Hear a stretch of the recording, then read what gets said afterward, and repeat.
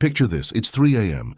You bolt upright in bed, heart racing, as your mind floods with a thought so disturbing, so completely against everything you stand for, that you question whether you're losing your sanity. Your first instinct? Push it away, fight it, analyze why it appeared.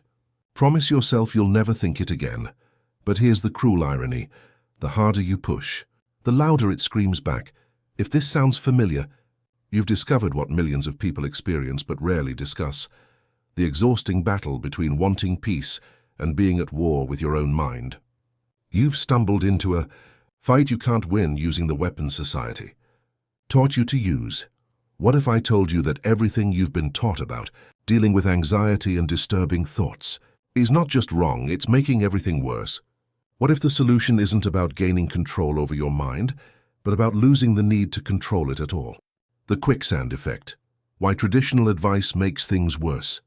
Most well-meaning advice about anxiety and intrusive thoughts falls into what I call the quicksand trap. Just like quicksand, the more you struggle against these experiences, the deeper you sink. Just think positive thoughts. Translation: judge your natural mental processes and exhaust yourself trying to manufacture specific emotional states. Challenge your negative thinking. Translation: spend hours analyzing and arguing with thoughts that gain power from your attention. Practice relaxation techniques. Translation: treat normal anxiety as an emergency requiring immediate intervention, reinforcing the idea that you're broken. Focus on what you can control. Translation: maintain the illusion that mental control is possible and that you're failing by not achieving it. Each of these approaches contains the same fatal flaw. They assume that mental distress is a problem to be solved rather than a natural human experience to be navigated skillfully. The paradox principle: what actually works? Here's the counterintuitive truth that changed everything for thousands of people. The fastest way out of mental suffering is to stop trying to escape it. This isn't about giving up or resigning yourself to misery. It's about discovering a radically different approach based on a profound insight. You are not your thoughts, and you don't need to manage your mental content to live a meaningful life. Consider this analogy. Imagine you're driving down a highway when your car radio starts picking up static and disturbing content from various stations. You have three options: pull over and spend hours trying to fix the radio, get so distracted by the noise that you crash, turn down the volume and keep driving toward your destination. Most people with anxiety and intrusive thoughts choose options 1 or 2. They either exhaust themselves trying to fix their mental radio, or become so overwhelmed by the noise that they lose sight of where they're actually going. Option 3 represents a third way, acknowledging the mental noise without being controlled by it, while continuing to move toward what matters most in your life. Daily practices for mental liberation. Morning intention setting, 5 minutes. Begin each day by stating, "Today I choose to live according to my values, regardless of what mental weather arises. I give myself permission to experience anxiety and intrusive thoughts without being controlled by them."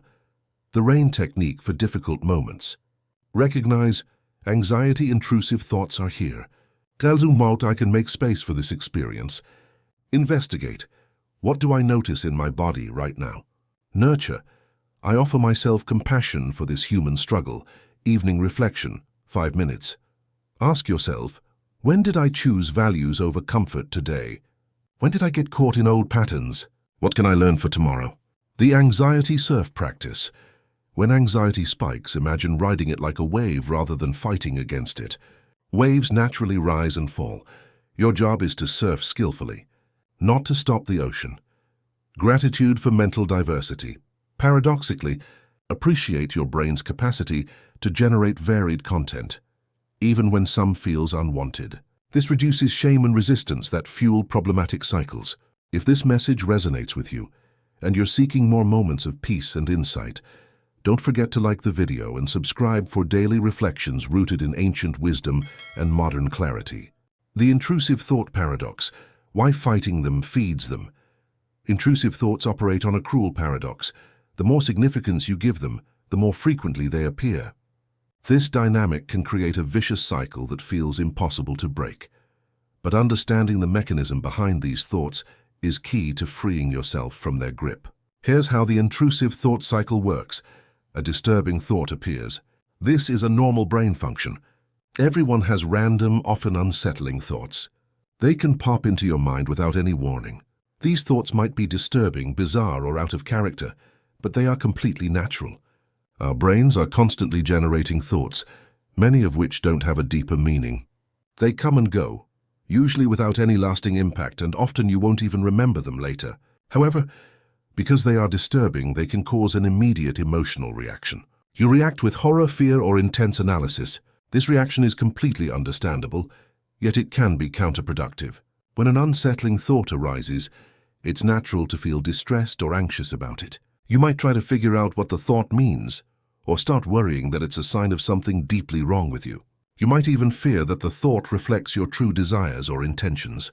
In many cases, people try to analyze these thoughts, pushing themselves to understand or solve them, but this only keeps the cycle going.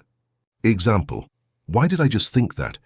What does it mean about me? Is something wrong with me for having this thought? Your brain interprets your strong reaction as, this thought must be important. The brain operates on a system of interpretation, trying to make sense of the world around you.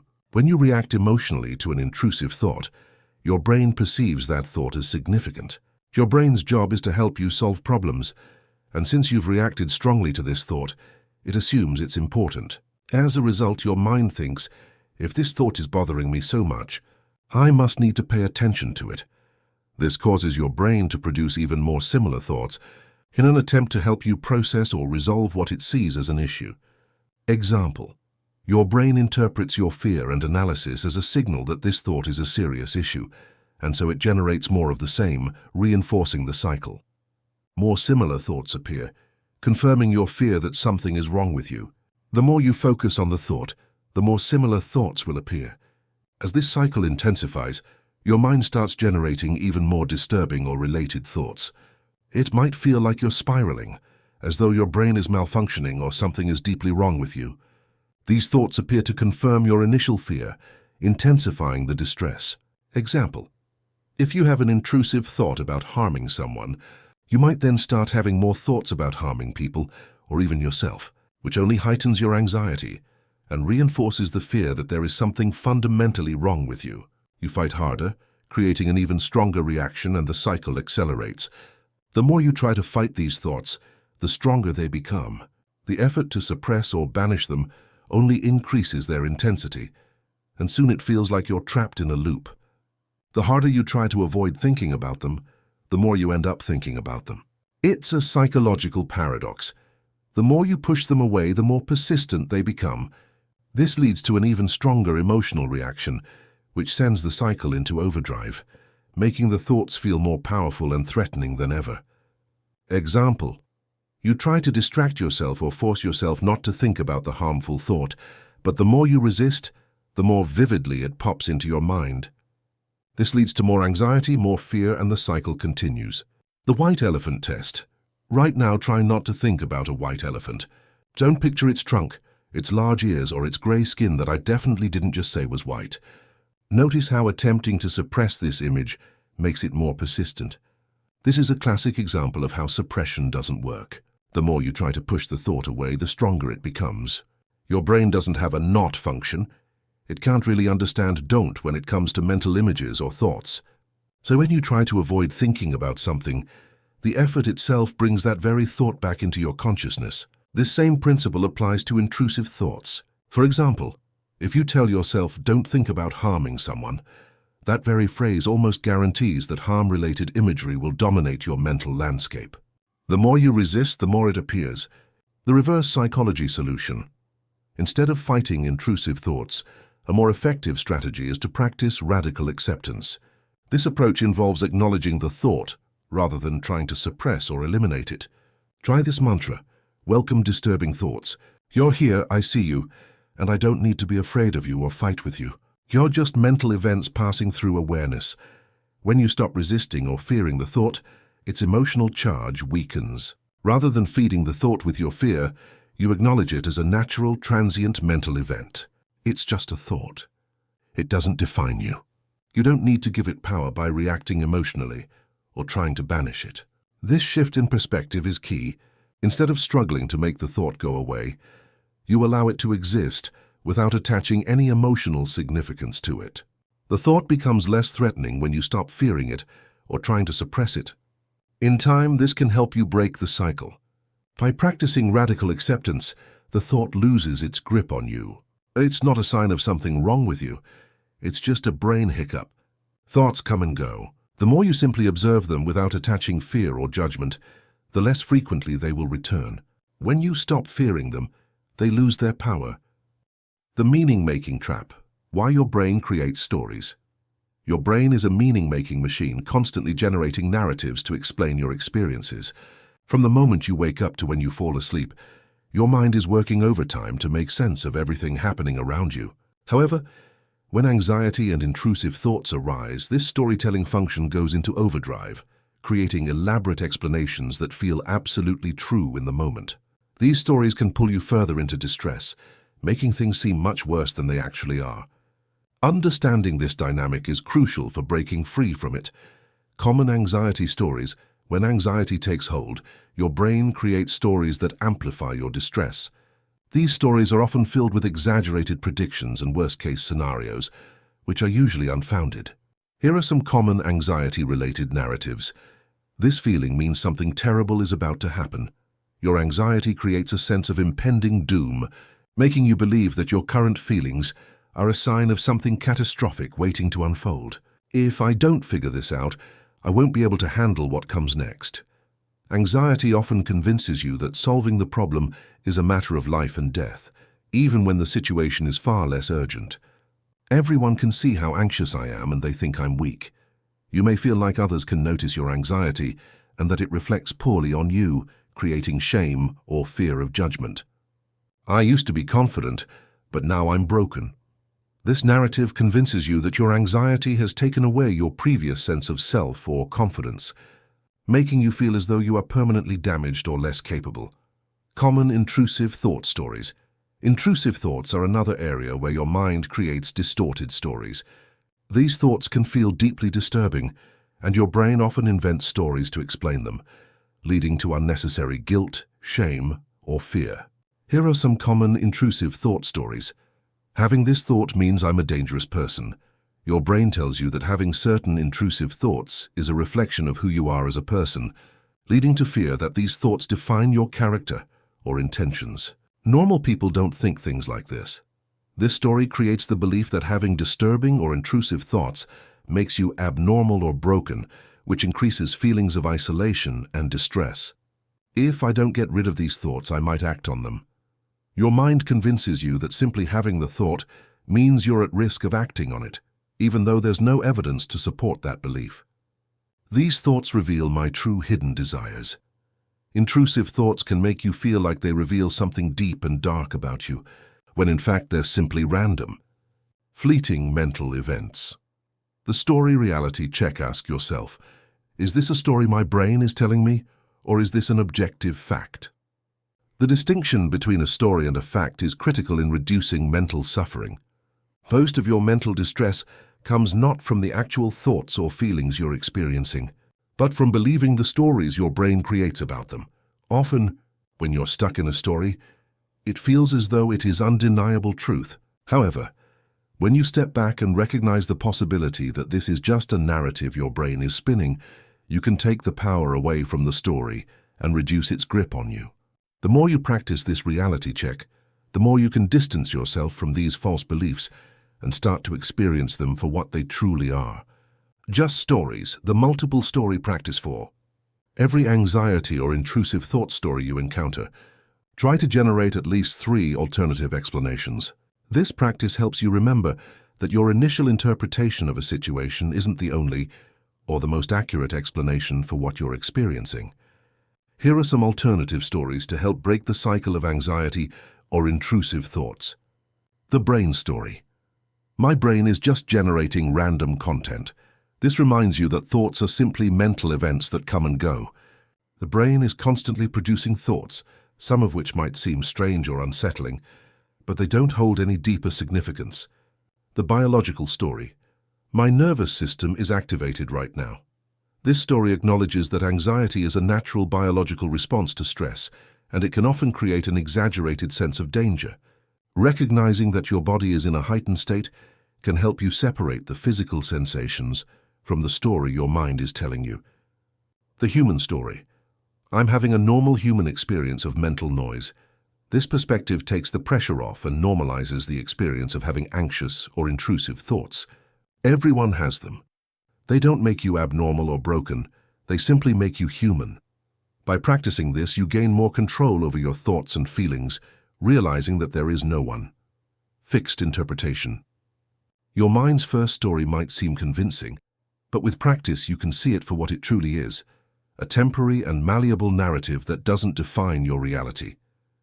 When you create alternative explanations, it reduces the emotional intensity and helps you feel more grounded. The values compass, your true north in mental storms. When anxiety and intrusive thoughts create internal chaos, your values serve as a reliable compass, pointing toward what truly matters. Unlike emotions, which fluctuate constantly, values provide steady direction regardless of your mental weather. Identifying your core values. Complete these sentences. I want to be remembered as someone who, when I'm 90 years old, I'll be proud that even when I feel afraid, I choose to act in ways that reflect the people I most admire demonstrate. Values versus feelings. Decision-making. Traditional advice suggests waiting until you feel confident, calm or ready before taking action. Values-based living means acting according to what matters most, regardless of your emotional state.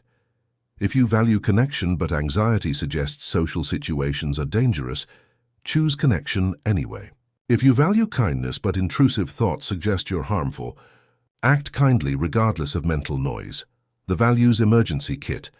Create a list of specific actions you can take to align with each core value when anxiety or intrusive thoughts strike. Connection. Text a friend. Smile at a stranger. Listen fully to someone. Growth. Read one page of a meaningful book. Try something slightly challenging. Compassion. Practice self-kindness. Help someone. Forgive a small mistake. Daily practices for mental liberation. Morning intention setting, 5 minutes. Begin each day by stating, "Today I choose to live according to my values, regardless of what mental weather arises. I give myself permission to experience anxiety and intrusive thoughts without being controlled by them." The RAIN technique for difficult moments. Recognize, anxiety, intrusive thoughts are here. Aloud, I can make space for this experience. Investigate, what do I notice in my body right now? Nurture, I offer myself compassion for this human struggle. Evening reflection, 5 minutes. Ask yourself, when did I choose values over comfort today? When did I get caught in old patterns? What can I learn for tomorrow? The anxiety surf practice. When anxiety spikes, imagine riding it like a wave rather than fighting against it. Waves naturally rise and fall. Your job is to surf skillfully, not to stop the ocean. Gratitude for mental diversity. Paradoxically, appreciate your brain's capacity to generate varied content, even when some feels unwanted. This reduces shame and resistance that fuel problematic cycles. The integration journey, building long-term freedom. True, healing your relationship with anxiety and intrusive thoughts isn't about achieving a permanently peaceful mind. It's about developing the skills to navigate mental storms with wisdom, grace, and unwavering commitment to what matters most. Redefining progress. Progress isn't the absence of difficult thoughts and feelings. Progress is responding to mental distress with increasing wisdom. Progress includes returning to old patterns sometimes. That's part of learning. Progress means expanding your identity beyond someone who struggles with these issues. The maintenance mindset. Like physical fitness, mental resilience requires ongoing practice. Continue using helpful strategies even when you feel better, treating them as maintenance rather than crisis intervention. Helping others. As you develop greater freedom from anxiety and intrusive thoughts, consider sharing your experience. Teaching and supporting others often deepens your own understanding and resilience while breaking the isolation that feeds mental suffering. Identity evolution. Allow your sense of self to expand beyond someone defined by anxiety and intrusive thoughts. You're a complete person who happens to experience these phenomena, not someone whose identity is determined by mental content. The ultimate truth, your freedom, starts now. As we reach the conclusion of this journey together, hold on to this transformative reality. You have never been broken. You are not your thoughts. And you are certainly not alone in this profoundly human experience of mental struggle. The anxious predictions are temporary stories, not prophecies. The intrusive thoughts are random mental static, not personal revelations. Your true self, the awareness that observes these experiences, remains untouched by whatever temporary content passes through your mind. You already possess every capacity needed to transform your relationship with anxiety and intrusive thoughts. The power lies not in controlling mental content, but in choosing how you dance with whatever arises. Your liberation doesn't require waiting for confidence, peace, or the absence of difficult thoughts. Freedom is available right now, in your next response to mental distress. It lives in the choice to act from values rather than emotions, to practice acceptance rather than resistance, to engage with life rather than hiding from mental weather. The prison of mental suffering was always constructed from stories about experiences, fears about feelings, and the exhausting attempt to control the uncontrollable. The door opens the moment you stop fighting your own mind and start living your chosen life. Your meaningful existence isn't on hold until your brain gets quieter. It's available right here, right now, exactly as you are, storms and all. The key to your mental freedom isn't hidden in some future moment of perfect peace. It's in your hand right now, waiting for you to use it. Today is the day you choose to unlock your own door.